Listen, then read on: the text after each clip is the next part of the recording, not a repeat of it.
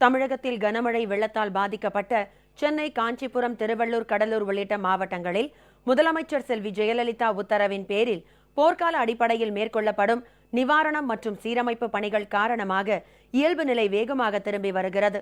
பாதிக்கப்பட்ட பகுதிகளில் அமைச்சர்கள் நிவாரணப் பணிகளை பார்வையிட்டு துரிதப்படுத்தி வருகின்றனர். திருவள்ளூர் மாவட்டம் பொன்னேரி தொகுதிக்கு உட்பட்ட அந்தமஞ்சேரி, சோமஞ்சேரி, ஏரெட்டிப்பாளையம் ஆகிய பகுதிகளில் தொடர் மழையால் பாதிக்கப்பட்ட 3000 பேருக்கு நிவாரணப் பொருட்களை அமைச்சர்கள் திரு ஓ பன்னீர்செல்வம், திரு பி வி ரமணா ஆகியோர் வழங்கினர். மேலும் தத்தைமஞ்சி பொன்னேரி சாலையில் ஏரெட்டிப்பாளையம் அருகே ஆரணி ஆற்றின் ஓரம் துண்டிக்கப்பட்ட சாலையை பார்வையிட்ட அமைச்சர்கள் அதனை விரைந்து சீரமைக்கும்படி அதிகாரிகளை துரிதப்படுத்தினர். மேலும் திருவொற்றியூர் பகுதியில் கனமழையால் பாதிக்கப்பட்ட பெண்களுக்கு முதலமைச்சர் செல்வி ஜெயலலிதா உத்தரவின்படி சானிட்டரி நாப்கின்கள், விலையில்லா வேட்டி சேலை, ரொட்டி உள்ளிட்ட நிவாரண உதவிகளையும் அமைச்சர்கள் வழங்கினர். காந்தி நகர் பகுதியில் நடைபெற்ற சிறப்பு மருத்துவ முகாமில் பொதுமக்களுக்கு நிலவேம்பு குடிநீரை அமைச்சர்கள் வழங்கினர்.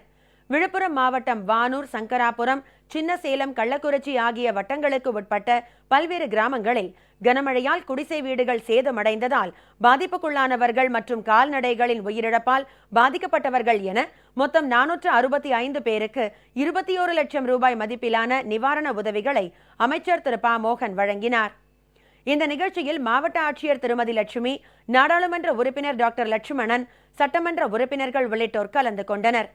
கடலூர் மாவட்டத்தில் தொடர் மழை வெள்ளத்தால் பாதிக்கப்பட்ட மக்களுக்கு மீட்பு மற்றும் நிவாரணப் பணிகளை அமைச்சர்கள் திரு எம் சி சம்பத், திரு ஆர் பி உதயகுமார் ஆகியோர் பார்வையிட்டு பணிகளை துரிதப்படுத்தி வருகின்றனர்.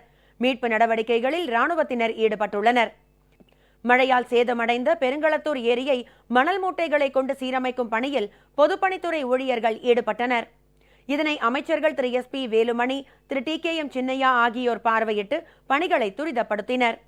பாலவாக்கம் பொன்னியம்மன் கோவில் உள்ளிட்ட பல்வேறு பகுதிகளில் மழை வெள்ளத்தால் பாதிக்கப்பட்டவர்களுக்கு அனைத்துலக எம்ஜிஆர் மன்றம் சார்பில் உணவு, குடிநீர், போர்வை, பால் பவுடர் உள்ளிட்ட நிவாரணப் பொருட்கள் வழங்கப்பட்டன. நாகை மாவட்டம் தலைஞாயிறு ஒன்றியத்திற்கு உட்பட்ட பழைய ஆற்றங்கரை, வேட்டைக்காரன் இருப்பு, வண்டல், குண்டுரான் வேலி உள்ளிட்ட பகுதிகளில் இயந்திரங்களை கொண்டு மழை வெள்ள நீரை வெளியேற்றும் பணியையும், ஜேசிபி இயந்திரம் மூலம் அடைப்புகளை அகற்றும் பணியையும் முதலமைச்சர் செல்வி ஜெயலலிதா உத்தரவுப்படி அமைச்சர் திரு கே ஏ ஜெயபால் நேரில் பார்வையிட்டு துரிதப்படுத்தினார்.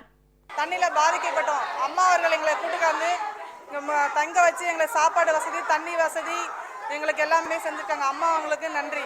ராமநாதபுரம் மாவட்டம் ராமநாதபுரம், பரமக்குடி, கீழக்கரை, ராமேஸ்வரம் ஆகிய நகராட்சிகளை சேர்ந்த 500 துப்புரவு பணியாளர்கள் இன்று காலை சென்னை மற்றும் கடலூருக்கு புறப்பட்டனர். இவ்விரு மாவட்டங்களிலும் 15 நாட்கள் அவர்கள் தங்கியிருந்து துப்புரவு பணி மேற்கொள்கிறார்கள். சென்னை மற்றும் கடலூரில் நடைபெறும் நிவாரணப் பணிகளில் பங்கேற்று செயல்படுவதற்காக கோவை மாவட்டத்தில் இருந்து மாவட்ட வருவாய் அலுவலர்கள், தாசில்தார்கள், துணை தாசில்தார்கள் உட்பட 180 வருவாய் அலுவலர்கள் 3 பேருந்துகளில் புறப்பட்டனர். மாவட்ட ஆட்சியர் திருமதி அர்ச்சனா பட்நாயக் அவர்களை அனுப்பி வைத்தார்.